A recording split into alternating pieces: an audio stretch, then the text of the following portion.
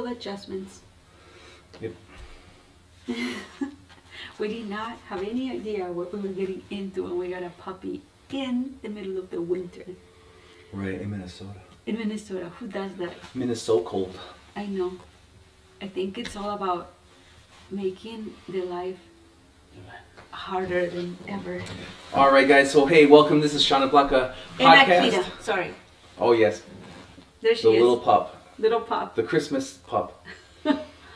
Well, hey, today we wanted to come to you. We're live, and we're going to be talking about what is going on with Zillow and what's happening. Is it good? Is it bad? Is there opportunities there? And we've done a couple deals, well, actually like about 3 or 4 deals lately with Zillow. And we're talking about our buyers have purchased a Zillow listing. That's what we're talking about.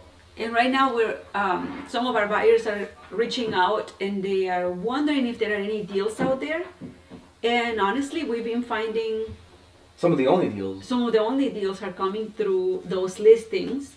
Yep. So when it's interesting because they make it a little bit difficult to Well, get in and to make the offer, and it actually that is discouraging to some agents. But when we see it, the harder it is to get in and to make the offer and all of that, we see that as an opportunity because then we know that not every agent is going to be willing to jump through the hoops to get those deals done. yep. And not to be confused with Open Door. Right. Open Door is another iBuyer, and they also have a lot of houses, not as many as Zillow on the market, but they have a few, and those are the ones that are really hard to get into because you have to call them directly individually and get access. Is a pain. And Zillow hasn't been hard to get into, but they our last one. But it's hard once you get it's still you have to. It's not the traditional process when you make the offer. That's for sure. They have their own purchase agreement.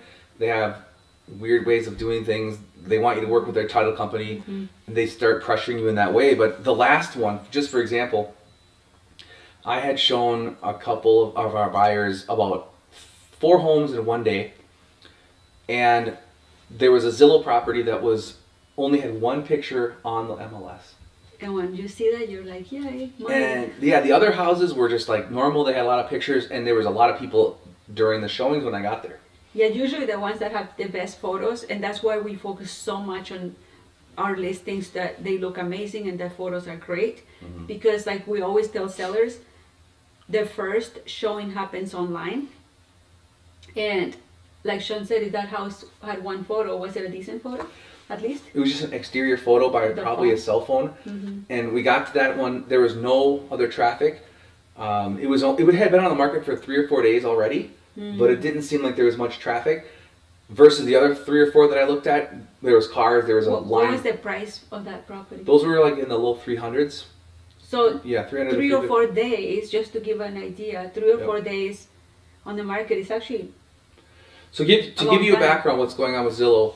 They're low on staff. They've laid off 25% of their workforce. They're currently selling 7,000 properties around the United States that they have They basically have an overstock with properties. They can't keep up, and so their staff is just like putting them on the market with 1 picture, copy and paste the comments, and here we come. And no one wanted to see the house because it had 1 picture. We made an offer, and of course, it took like a day and a half or 2 days to get back to us.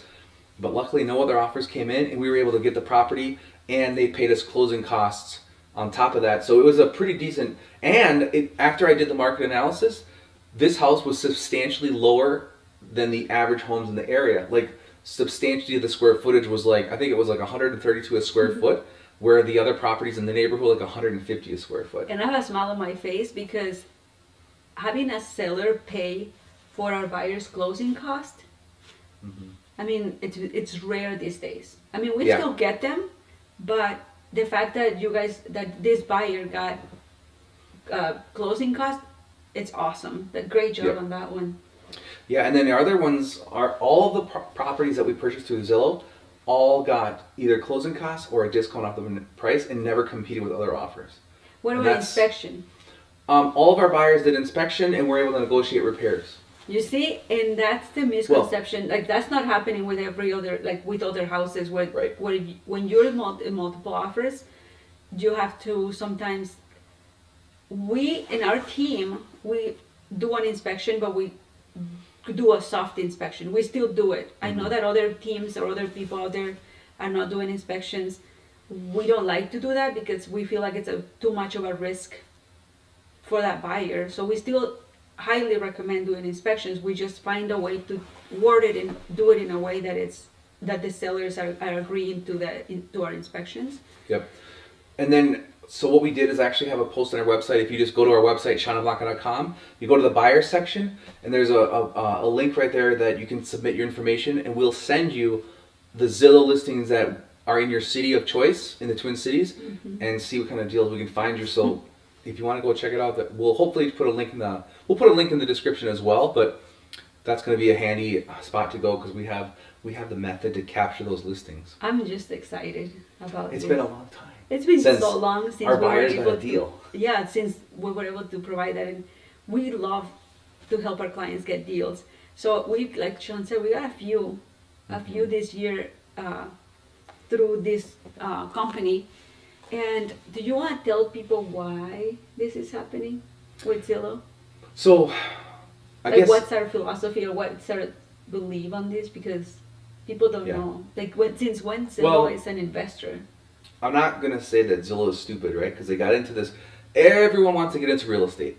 Everyone wants to get their little toe and make money in this business, but it's not as easy as you think because Zillow, a couple years back, 2 or 3 years back, started buying homes as what we call an iBuyer. They just offer you, basically an estimated algorithm price of the house. Their thought was, we're going to just sit on these, do light repairs, and we're going to sell them for a small profit, and we're going to just make money in the real estate game. Well, nothing lasts forever, so they have an overstock of homes right now. And even though they're going to take a massive loss, okay, we're talking about I think it's 1.8 or 2.8 billion, not in loss, but they have that much surplus. They have captured market share. Everyone knows about Zillow iBuyer, so in that way they are a winner. But in another way, they're going to have to unload these properties for a loss. And we just want you guys to be able to profit from this billion-dollar company and pick up some of these homes at a discount, and we're here to help, right? That's our goal. Yeah. So they're smart, but hey, this is just how it works in real estate. They don't think like normal companies or agents. Well, it's a company, it's not a seller. Yeah. It's not like a conventional seller. And hopefully most conventional sellers have good advice from their agent to get their house ready, to make it feel comfortable and cozy, and have beautiful photos when it comes out. Yep. I mean, it almost reminds me of, you guys remember when Chipotle was rolling out their new stores? Every time they launched a new store, what do? They did a free burrito. And so they had a line of people waiting to get a free burrito. But guess what? Everyone talked about it, everyone shared it to their friend, and so everyone knew about this new location that got opened up. So in that way, I think it was smart, but they had to take a huge loss for the first day. Yeah. I just don't know how Zillow is going to come around on this one. I hope that they got the point that investing in flipping is not for everybody. Right. All right, guys. Well, hey, I think that's it, right? For understanding Zillow and how you can profit from this move. So you can always check us out, send us a DM, follow us on social media, definitely subscribe, and we will do our best to answer all the questions in the comments. So, Sean and Blanca, we're a realtor couple over in Minneapolis. Talk to you soon. Time to go to showings now. Oh, yes.